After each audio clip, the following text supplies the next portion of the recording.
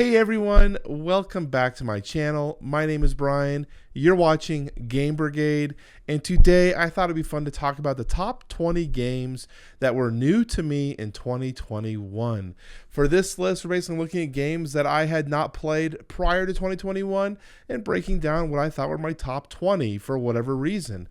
So for this video today, we're going to be doing the top 20 to 11 and just kind of breaking down my thoughts on them. So for that, let's go and start the video.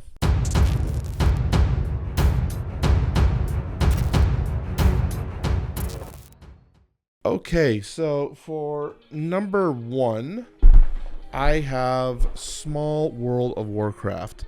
I had not played Small World prior to playing Small World of Warcraft, and I pretty much bought this. I went to the game store, they were having a sale, and for a long time the salesman was telling me that this was just an incredible game, best IP use for the Small World franchise, and that I had to get it. And I'm a World of Warcraft fan. I've always liked the franchise, so I wanted to pick it up, and I would say it was okay.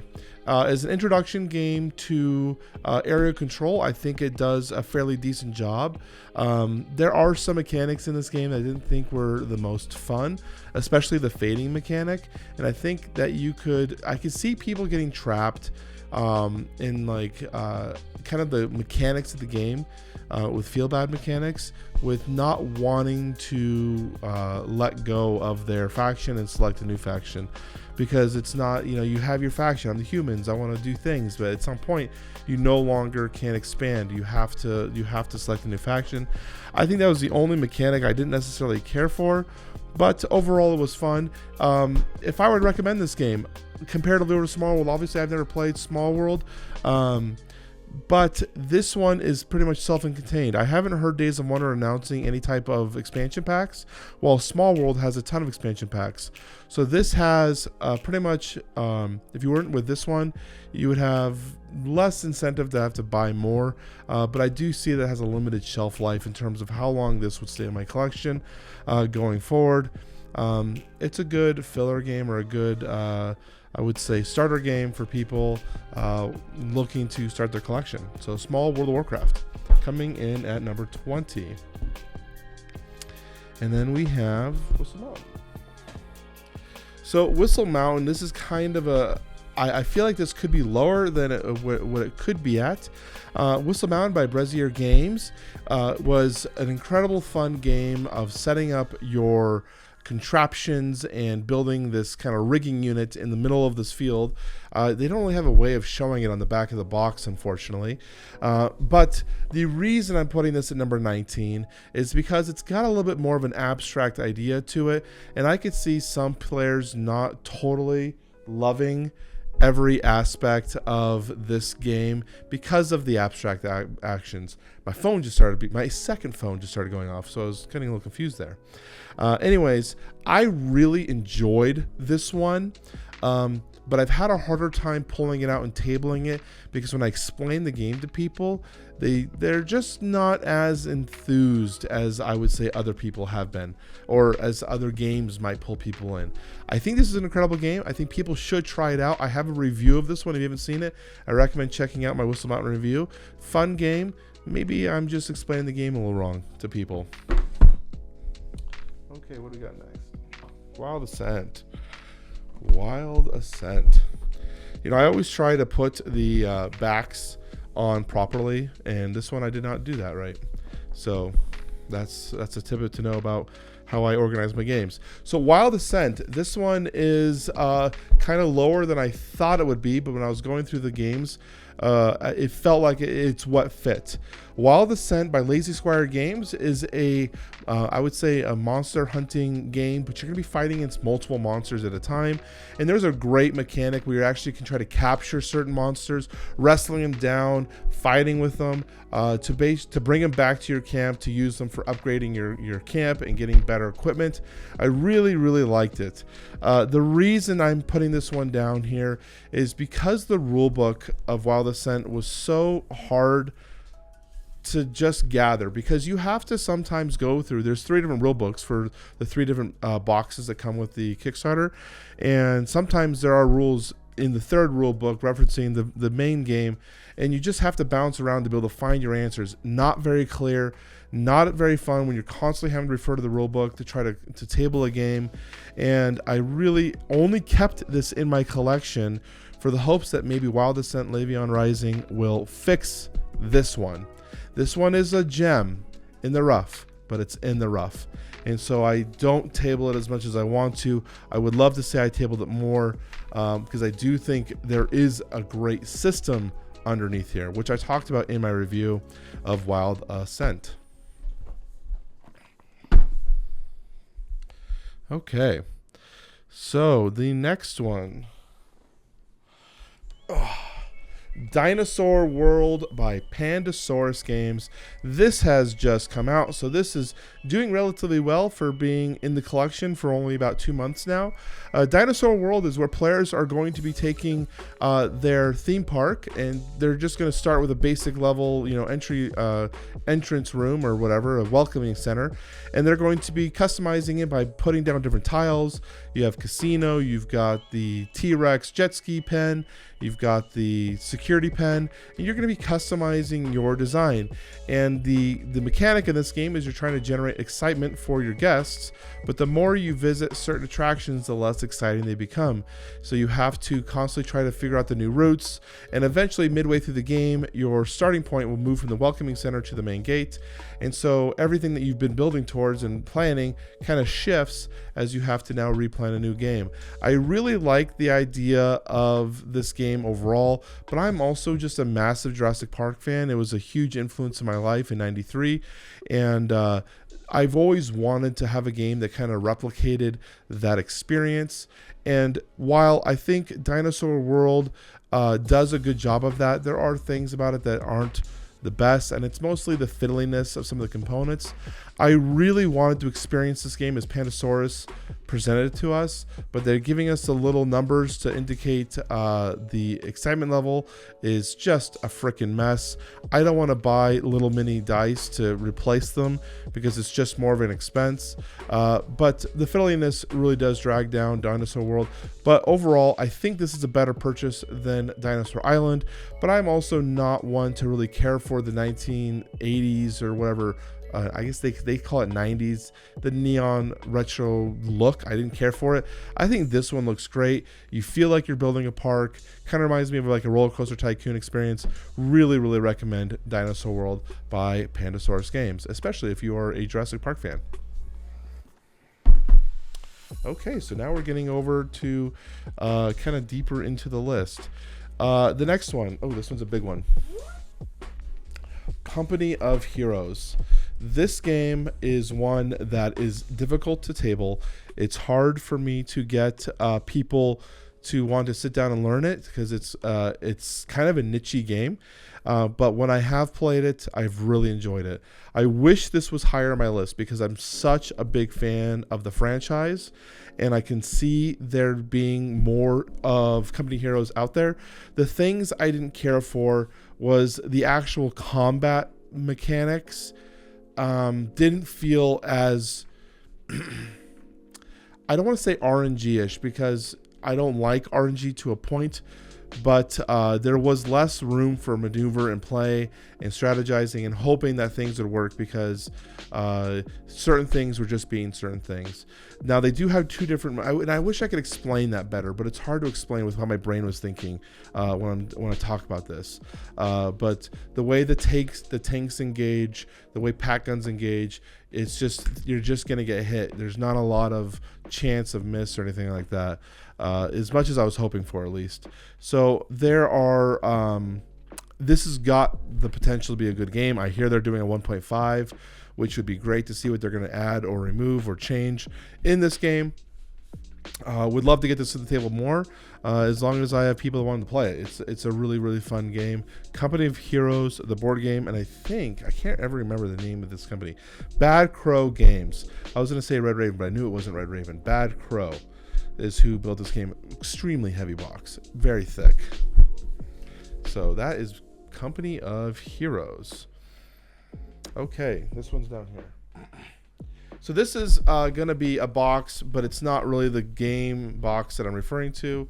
Let's move Company Heroes a little further back.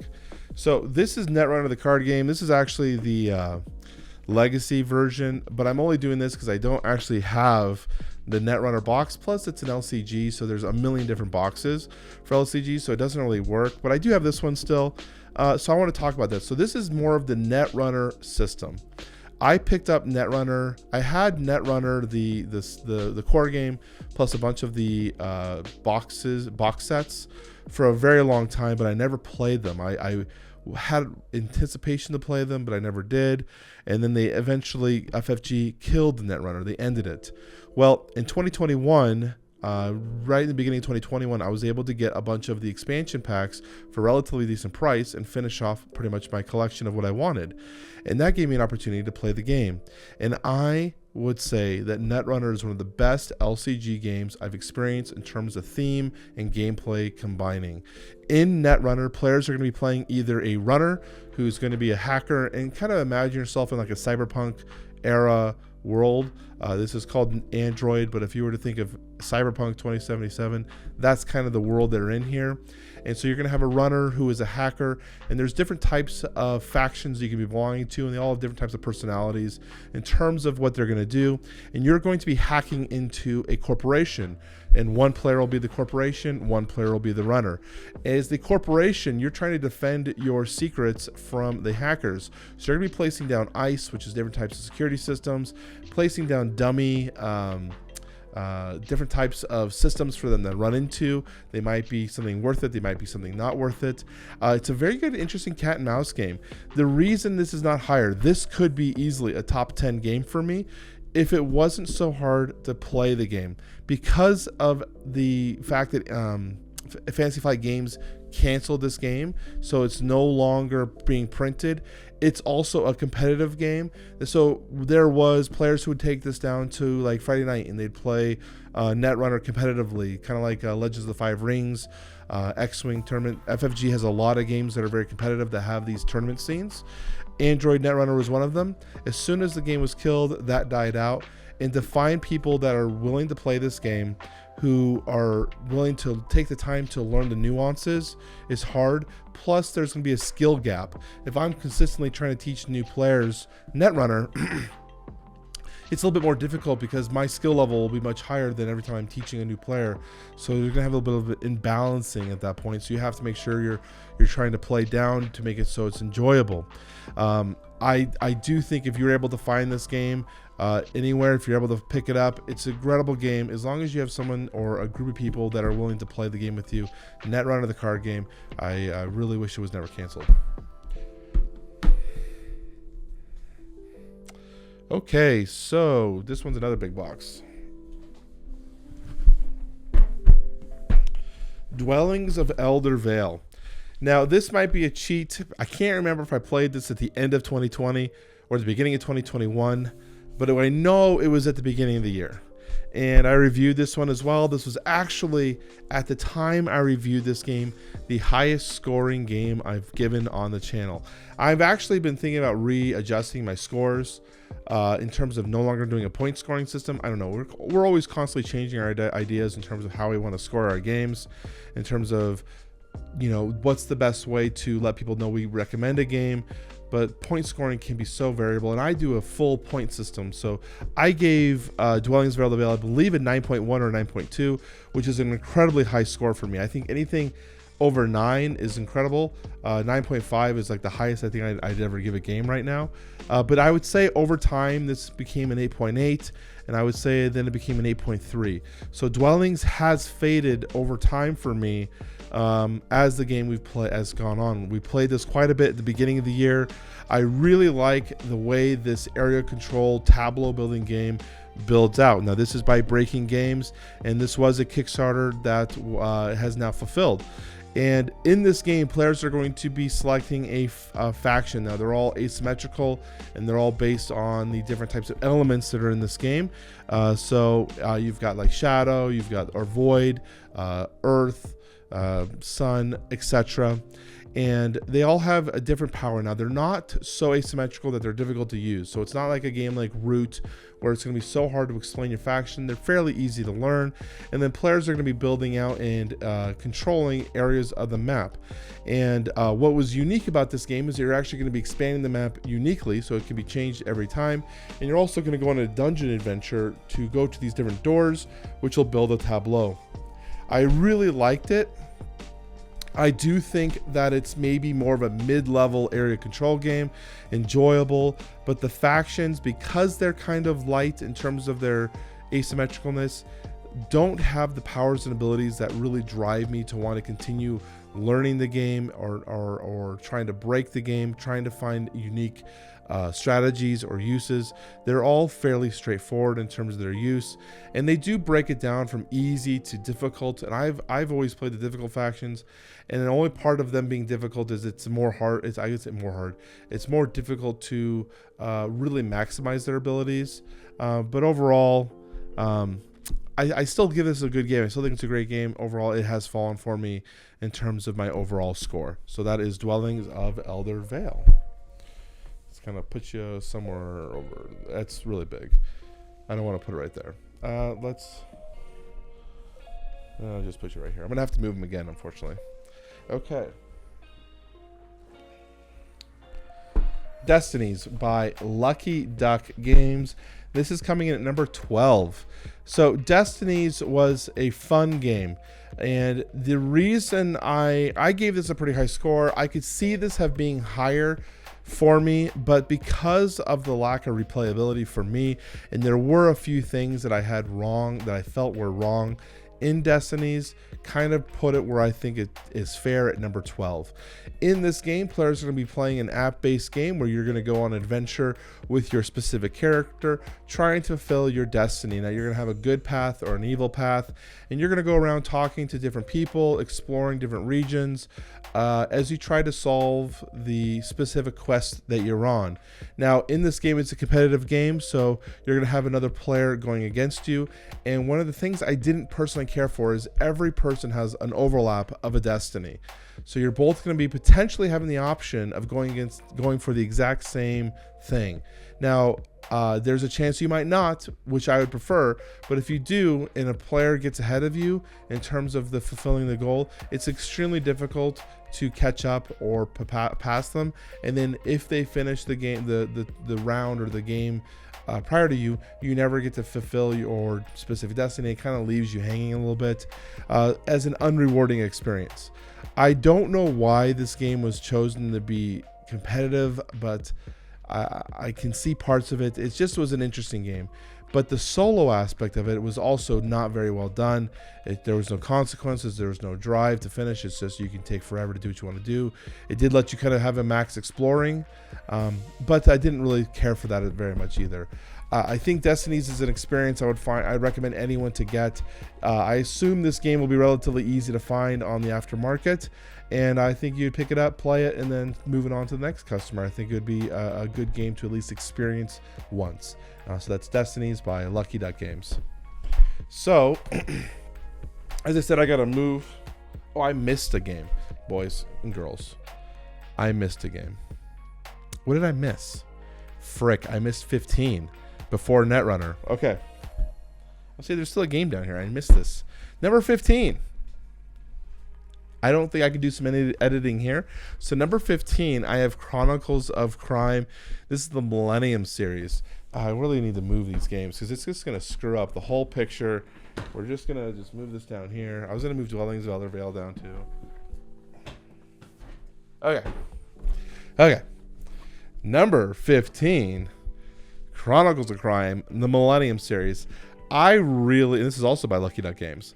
I really enjoy Chronicles of Crime. I love the detective sleuthing, trying to solve a crime or some sort of puzzle, and this does a great job of doing that. And in the Millennium series specifically, you're going to be doing it in different timelines, so you're going to have a really good taste of different themes.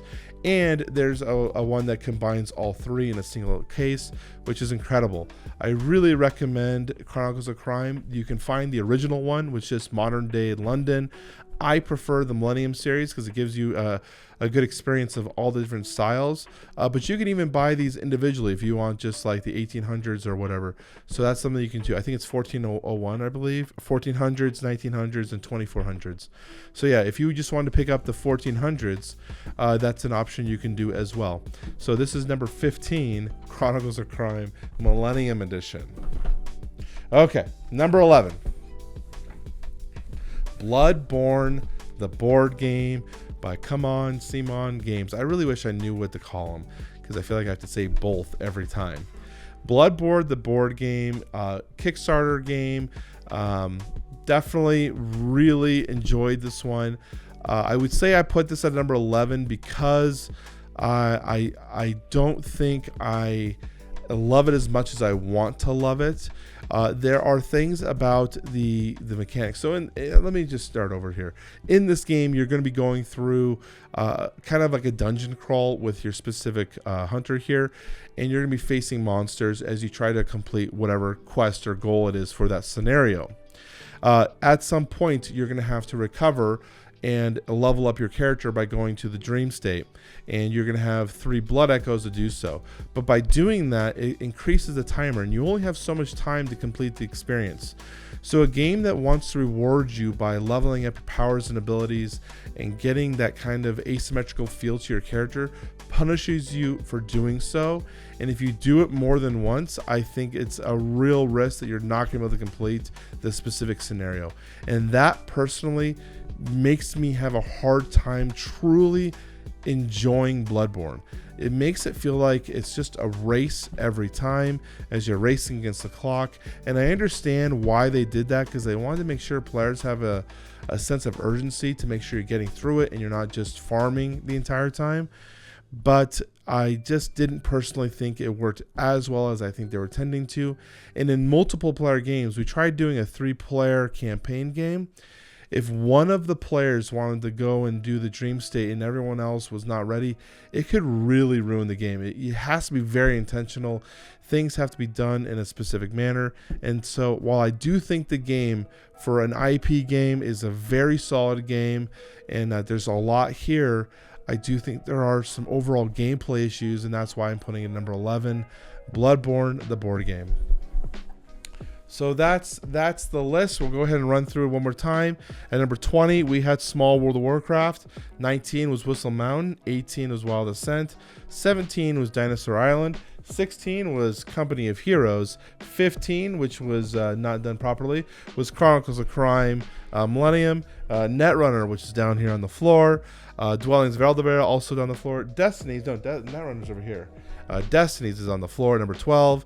And number 11, Bloodborne, the board game. I hope this list was fun for you guys to kind of check out what I played for new to me games in 2021. What year is it? What year are we in?